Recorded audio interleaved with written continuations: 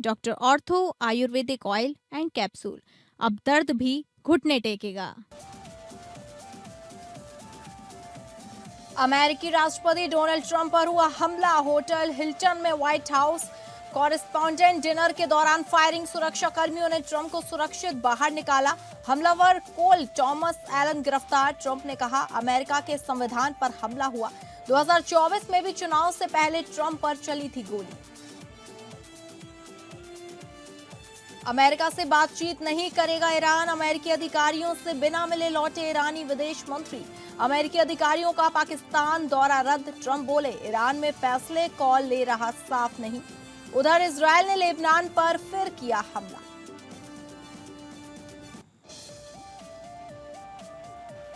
आखिरी चरण से पहले बंगाल में चुनाव प्रचार चरम पर। आज पीएम मोदी पश्चिम बंगाल के बनगांव और आराम बाग में करेंगे जनसभा। कोलकाता में होगा पीएम का रोड शो। भाजपा टीएमसी के दिग्गजों में छिड़ी जुबानी जंग। ममता बोली बीजेपी भवानीपुर में बाहर से लोग ला रही।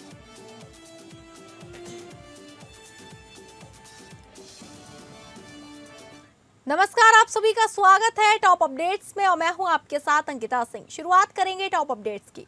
वॉशिंगटन में सालाना व्हाइट हाउस कॉरेस्पॉन्डेंट डिनर के दौरान फायरिंग हो गई। इस कार्यक्रम में अमेरिकी राष्ट्रपति डोनाल्ड ट्रंप, पत्नी मेलानिया और उपराष्ट्रपति जेडी वैंस समेत कई बड़े अफसर मौजूद थे। हमलावर ने होटल के वॉलरूम से बाहर फायरिंग की। ट्रंप और गेस्ट वॉलरूम के अंदर थे।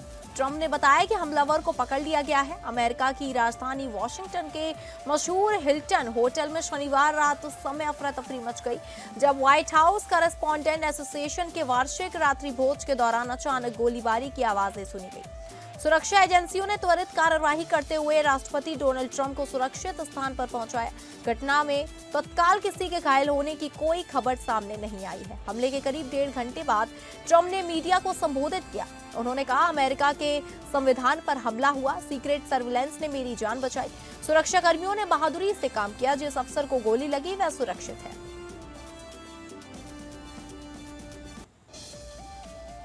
ईरान के विदेश मंत्री अब्बास अरागची इस्लामाबाद से अमेरिकी अधिकारियों से बिना मिले ही लौट गए। उन्होंने अपने दौरे के दौरान पाकिस्तान के प्रधानमंत्री शहबाज शरीफ, आसिम मुनीर और अन्य अधिकारियों से मुलाकात की रिपोर्ट की। वही रिपोर्ट के मुताबिक अगर अरागची ने पाकिस्तान को ईरान की शर्तें और अमेरिकी मांगों पर अपनी आपत्तियां भी सौंपी हैं। ईरान ने अमेरिका से सीधे बातचीत करने से इनकार कर दिया है। विदेश मंत्रालय के प्रवक्ता इस्माइल बगेई ने कहा कि ईरान अपनी बात पाकिस्तान के जरिए ही अमेरिका तक पहुंचाएगा। इसी बीच अमेरिकी राष्ट्रपति डोनाल्ड ट्रंप ने अपने दूत स्टीव विटकॉफ और दामाद जैरेड कुशनर का पाकिस्तान दौरा रद्द कर दिया। ये दोनों ईरान से बातचीत के लिए इस्लामाबाद जाने वाले थे। ट्रंप ने कहा अगर ईरान बातचीत करना चाहता है तो वह खुद अमेरिका से संपर्क कर सकता है। अमेरिकी राष्ट्रपति डोनाल्ड ट्रंप ने कहा कि ईरान में फैसले कौन ले रहा है यह साफ नहीं है। उन्होंने ईरान से बातचीत के लिए पाकिस्तान जाने वाले अपने दूत स्टीव विटकॉफ और जैरेड कुशनर का दौरा रद्द कर दिया।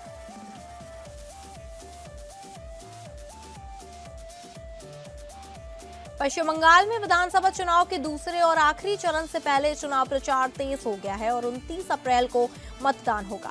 कानून व्यवस्था की स्थिति बनाए रखने के लिए सुरक्षा बल तैनात किए गए हैं। वहीं चुनाव प्रचार के लिए भाजपा दिग्गज नेता अब मैदान में उतर चुके हैं। आज पीएम मोदी पश्चिम बंगाल के बनगांव और आराम बाग में जनसभा करेंगे। इसके बाद कोलकाता में उनका रोड शो है। हुगली में मुख्यमंत्री ममता बनर्जी ने कहा कि भाजपा मेरे चुनाव क्षेत्र में बसों में बाहरी लोगों को लेकर आई, मैंने उन्हें मिठाई खिलाई।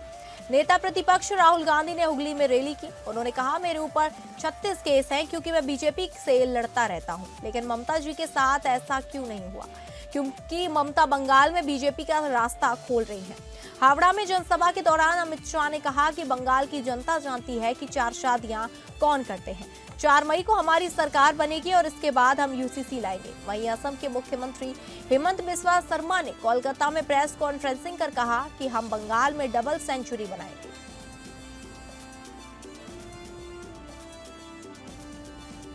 पश्चिम बंगाल विधानसभा चुनाव 2026 के रण में उत्तर प्रदेश के मुख्यमंत्री योगी आदित्यनाथ ने नदिया की धरती से ममता बनर्जी और टीएमसी सरकार पर अब तक का सबसे तीखा हमला बोला है। योगी ने शुभेंदु अधिकारी पर हुए हमले का जिक्र करते हुए टीएमसी को खुली चुनौती दी और कहा कि 4 मई को नतीजे आने के बाद उन्हें छुपने की जगह नहीं मिलेगी। योगी ने बंगाल के गौरवशाली इतिहास को याद दिलाते हुए स्वामी विवेकानंद, नेताजी सुभाष चंद्र बोस और चैतन्य महाप्रभु की विरासत पर बात की और आरोप लगाया कि टीएमसी ने इस पावन धरा को आतंक और भ्रष्टाचार का प्रतीक बना दिया है। क्या 2026 में बंगाल के केसरिया झंडा लहराएगा?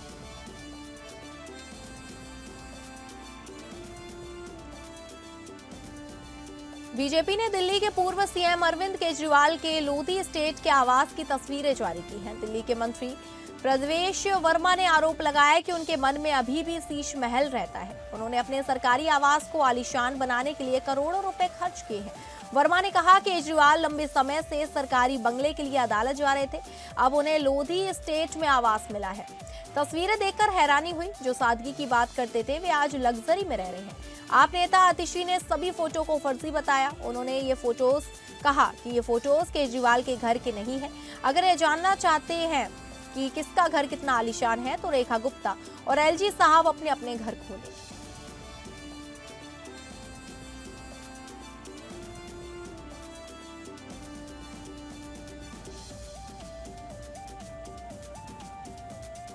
सीएम हेमंत सोरेन ने रांची स्थित अपने आवासीय कार्यालय में उच्च स्तरीय बैठक कर राज्य में निवेश और औद्योगिक विकास को गति देने पर जोर दिया। इस दौरान उन्होंने वर्ल्ड इकोनॉमिक फोरम डेवोस और ब्रिटेन की हालिया यात्रा के दौरान इसके बाद निवेश से जुड़े कार्यों की प्रगति की समीक्षा की। बैठक में अधिकारियों ने दौरे के दौरान हुए एमओयू और निवेश प्रस्तावों की विस्तृत जानकारी प्रस्तुत की। समीक्षा के बाद मुख्यमंत्री ने निर्देश दिया कि इन समझौते को जल्द धरातल पर उतारने के लिए ठोस और समयबद्ध कार्य योजना बनाई जाए।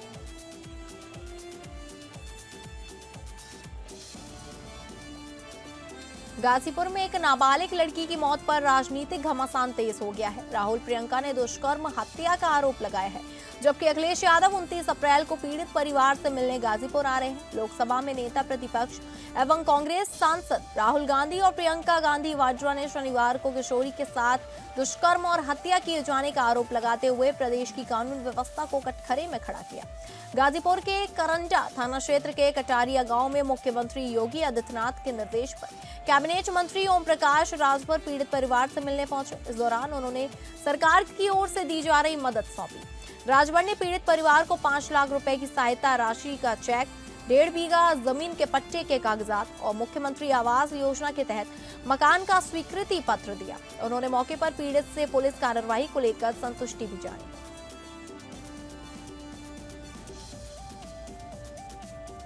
बदायूं के थाना सैसवान क्षेत्र के ब्रह्मपुर गढ़ी गांव का रहने वाला संजू का गांव के बाहर खेत में शव मिला। सूचना मिलते ही पुलिस मौके पर पहुंच गई। पुलिस ने संजू के शव को कब्जे में लेकर पोस्टमार्टम के लिए भेजा है। फिलहाल संजू के शव का पोस्टमार्टम कराया गया है। वहीं परिजनों का कहना है कि संजू के गले पर निशान है। ऐसा महसूस होता है कि उसका गला दबाया गया है। फिलहाल पुलिस मामले की जांच कर रही है।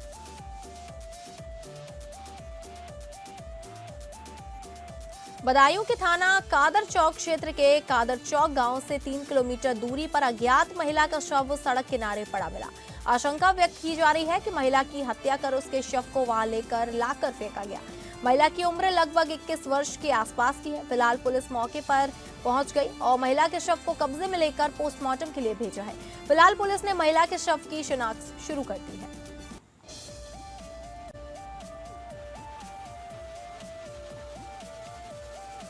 बदायूं के थाना सिविल लाइंस क्षेत्र के न्यू आदर्श कॉलोनी के रहने वाले रवि यादव के घर पर राम छबीला थाना रसला जनपद बलिया 8 माह से किराए पर रह रहा था। वह पहले रोडवेज डिपो में संविदा पर कार्य करता था, लेकिन अब उसने सोलर प्लांट की कंपनी में कार्य करना शुरू कर दिया था। 23 अप्रैल को रवि ने उसकी तबीयत खराब होने पर जिला अस्पताल में भर्ती कराया था। इलाज के दौरान राम छबीला की मौत हो गई तो रवि ने पुलिस को सूचना दी। पुलिस ने राम छबीला के शव को कब्जे में लेकर परिजनों को सूचना दे दी है। फिलहाल परिजनों के आने पर शव का पोस्टमार्टम कराया जाएगा।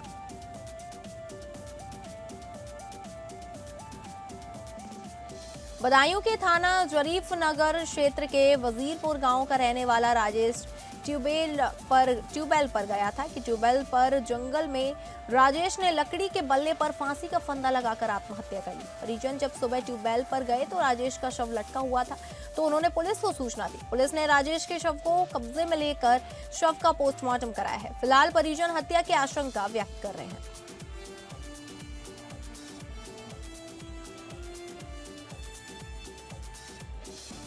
बस्ती जिले के रिधौरा गांव से खबर है, जहां एक मामूली बताया जा रहा आशनाई विवाद अचानक हिंसक झड़प में बदल गया। बताया जा रहा है कि एक पक्ष ने बाहर से लोगों को बुलाकर दूसरे पक्ष के घर पर हमला कर दिया। घटना घगोगा पुलिस चौकी के पास की है, जहां दरवाजे पर बैठे लोगों को घेर कर लाठी डंडों से बेरहमी से पीटा गया। इस हमले में आधा दर्जन से ज्यादा लोग गंभीर रूप से घायल हो गए। घायलों में मुबारक अली, एड्डू अंसारी और गुलजार अंसारी समेत कई लोग शामिल बताए जा रहे हैं। सभी घायलों को गंभीर हालत में अयोध्या रेफर कर दिया गया है। घटना के बाद पूरे गांव में दहशत का माहौल है। लोग अपने घरों में कैद रहने को मजबूर हैं। वहीं हैरानी की बात यह है कि हमले का आरोप जिस पक्ष पर लग रहा है, वह पक्ष अब मुकदमा दर्ज कराने में जुटा हुआ है। फिलहाल पुलिस पूरे मामले की जांच में जुटी है और दोषियों के खिलाफ कड़ी कार्रवाई की मांग तेज कर दी गई है।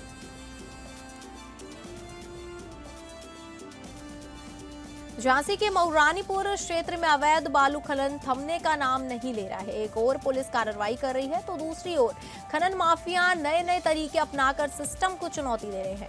वहीं देवरी चौक की पुलिस ने कार्रवाई करते हुए एक महिंद्रा ट्रैक्टर को अवैध बालू का परिवहन करते हुए पकड़ लिया और इसके खिलाफ कार्रवाई अमल में लाई। लेकिन दूसरी तरफ चुरारा गांव में बालू माफियाओं ने खनन का नया तरीका अपना लिया। रात में बालू निकालकर गांव के आसपास डंप कर दी जाती है, फिर दिन में ट्रैक्टरों के जरिए उसे आसानी से ठिकाने लगाया जा रहा है। ऐसे में सवाल उठता है कि आखिर कब तक अवैध खनन माफिया प्रशासन को चुनौती देते रहेंगे और इस पूरी तरह से लगाम लगेगी। वहीं अब इस संबंध में मऊरानीपुर उप जिलाधिकारी श्वेता साहू ने जानकारी चाही तो उन्होंने उक्त अवैध खनन पर खनिज विभाग को कार्रवाई करने के निर्देश देने की बात कही।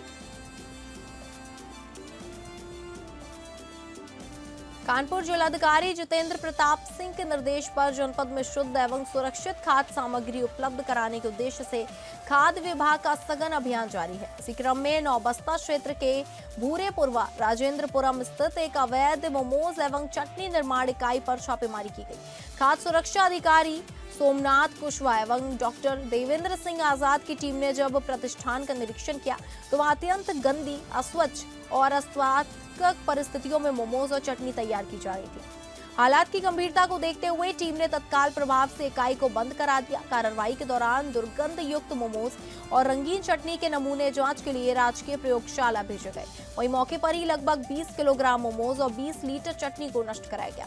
खाद्य विभाग ने साफ कर दिया कि कानपुर नगर में मिलावटी और अस्वच्छ खाद्य पदार्थ बनाने वालों के खिलाफ आगे भी इसी तरह सख्त कार्रवाई जारी रहेगी।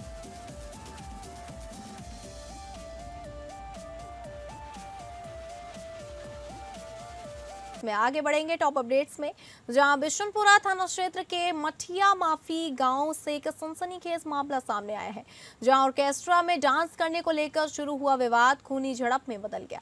बताया जा रहा है कि गांव के ही कुछ युवकों ने एक युवक को गन्ने के खेत में ले जाकर उस पर चाकू से हमला कर दिया। इस हमले में युवक बुरी तरह घायल हो गया। घायल की हालत गंभीर बताई जा रही है, जिसे प्राथमिक उपचार के बाद जिला अस्पताल रेफर कर दिया गया है, जहां उसकी स्थिति नाजुक बनी हुई है। घटना के बाद गांव में अफरा तफरी मच गई। उत्साही ग्रामीणों ने एक आरोपी को पकड़ लिया है और उसे पुलिस के हवाले कर दिया है, जबकि अन्य आरोपी मौके से फरार हो गए। सूचना मिलते ही बिशनपुरा थाना की पुलिस मौके पर पहुंची और मामले की जांच शुरू कर दी है। फिलहाल पुलिस फरार आरोपियों की तलाश में जुटी है और पूरे मामले की गहन जाँच की जा रही है। कुशीनगर जिले के हाटा तहसील से प्रशासनिक लापरवाही का एक चौंकाने वाला मामला सामने आया है। यहां जनगणना प्रशिक्षण में लगे कर्मचारियों के लिए भेजा गया भोजन कूड़ा ढोने वाले गाड़ी में पहुंचाया गया। बताया जा रहा है कि हाटा नगर पालिका की कूड़ा गाड़ी से जब भोजन प्रशिक्षण स्थल पहुंचा तो कर्मचारियों ने इसे देखकर कड़ा विरोध जताया और मौके पर हंगामा शुरू कर दिया। कर्मचारियों का कहना है कि जिस गाड़ी का इस्तेमाल कूड़ा ढोने के लिए होता है, उसी में भोजन भेजना न सिर्फ अस्वच्छता एवं है, बल्कि स्वच्छ के साथ भी खिलवाड़ है, स्वास्थ्य के साथ भी खिलवाड़ माना जा रहा है। वहीं हंगामे की सूचना मिलते ही नायब तहसीलदार मौके पर पहुंचे और कर्मचारियों को समझा बुझाकर स्थिति को नियंत्रित किया। वहीं मामले की गंभीरता से लेते हुए जिला प्रशासन ने जांच के आदेश दे दिए।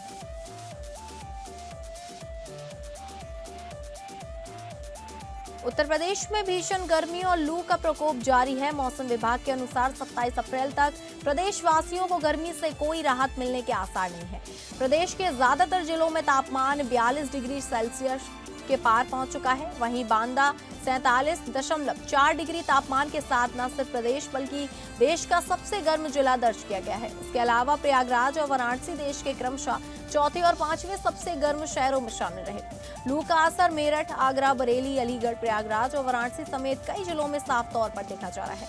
हालांकि 28 अप्रैल से मौसम में बदलाव की संभावना जताई गई है। पश्चिमी विक्षोभ के सक्रिय होने के चलते पश्चिमी उत्तर प्रदेश से बारिश का सिलसिला शुरू होगा, जो धीरे धीरे पूर्वी यूपी तक पहुंचेगा। मौसम विभाग के मुताबिक बारिश और बूंदाबांदी के चलते तापमान में 3 से 5 डिग्री सेल्सियस तक गिरावट आ सकती है, जिससे लोगों को भीषण गर्मी से कुछ राहत मिलने की उम्मीद है। पीलीभीत के पूरनपुर विकास खंड क्षेत्र के जमुनिया खास में हर जल योजना पूरी तरह सवालों के घेरे में आ गई है। यहाँ टंकियों से आ रहा पानी इतना गंदा और काला है कि लोग इसे देखकर हैरान हैं। ग्रामीणों ने इसे समस्या का वीडियो बनाकर सोशल मीडिया पर वायरल कर दिया, जिसमें साफ तौर पर दिख रहा है कि नलों से बदबूदार और गंदा पानी निकल रहा है, मानो गटर का पानी हो। लोगों का कहना है कि इस पानी से ना तो पीना संभव है और ना ही घरेलू उपयोग, जिससे बीमारियों का खतरा बढ़ गया है। बावजूद इसके जिम्मेदार अधिकारी अब तक कोई कार्रवाई नहीं कर रहे हैं। बार बार शिकायतों के बाद भी समस्या जस की तस बनी हुई है, जिससे ग्रामीणों में भारी आक्रोश है। अब देखना यह है कि वीडियो वायरल के बाद प्रशासन हरकत में आता है या फिर ग्रामीणों को यूं ही गंदा पानी पीने को मजबूर रहना पड़ेगा।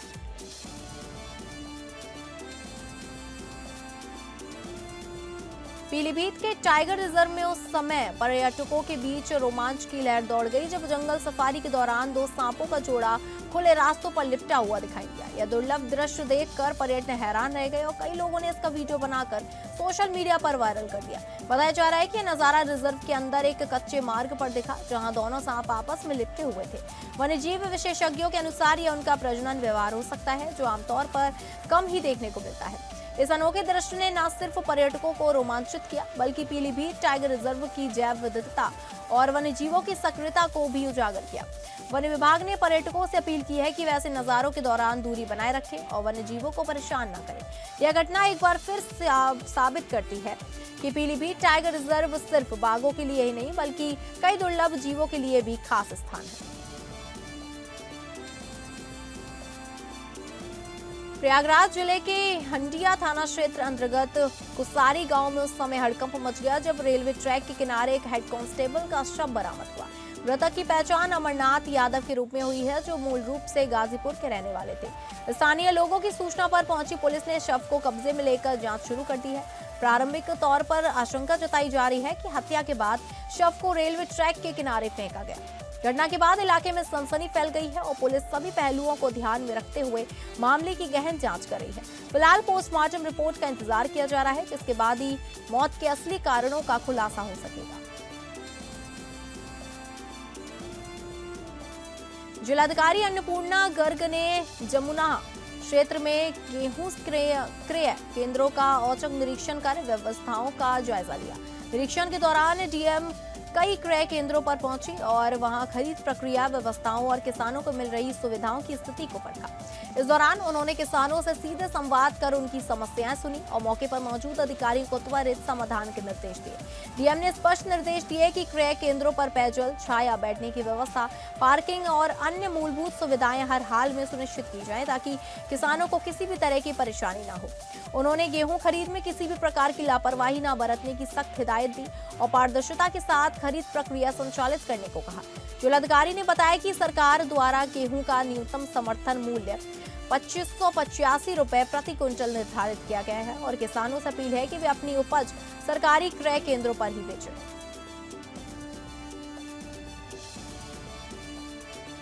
जनपद में पेट्रोल और डीजल की अवैध बिक्री व भंडारण के खिलाफ प्रशासन ने सख्त कार्रवाई करते हुए कई स्थानों पर छापेमारी की। यह कार्रवाई दीपक कुमार वाणिज्य के निर्देश पर की गई, जिसमें टीम ने अलग अलग जगहों पर जांच अभियान चलाया। छापेमारी के दौरान करीब 20 लीटर पेट्रोल बरामद किया गया, जो किराना दुकानों में बोतल और जरीकेन में अवैध रूप से रखा गया था। प्रशासन का कहना है कि अवैध रूप से पेट्रोल डीजल का भंडारण और बिक्री न सिर्फ नियमों का उल्लंघन है, बल्कि यह सुरक्षा की दृष्टि से भी बेहद खतरनाक है।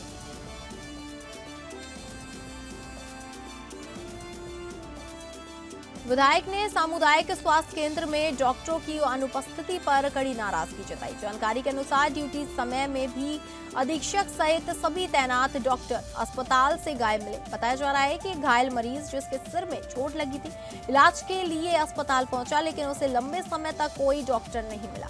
करीब 1 घंटे से अधिक इंतजार के बावजूद जब कोई चिकित्सक उपलब्ध नहीं हुआ तो मामला गंभीर हो गया। सूत्रों के मुताबिक सीएचसी में तैनात अधीक्षक अपने निजी अस्पताल में समय दे रहे हैं, जबकि उन्हें सरकारी अस्पताल में ड्यूटी पर होना चाहिए। इस लापरवाही की जानकारी मिलने पर विधायक खुद अस्पताल पहुंचे और व्यवस्था पर नाराजगी जाहिर की।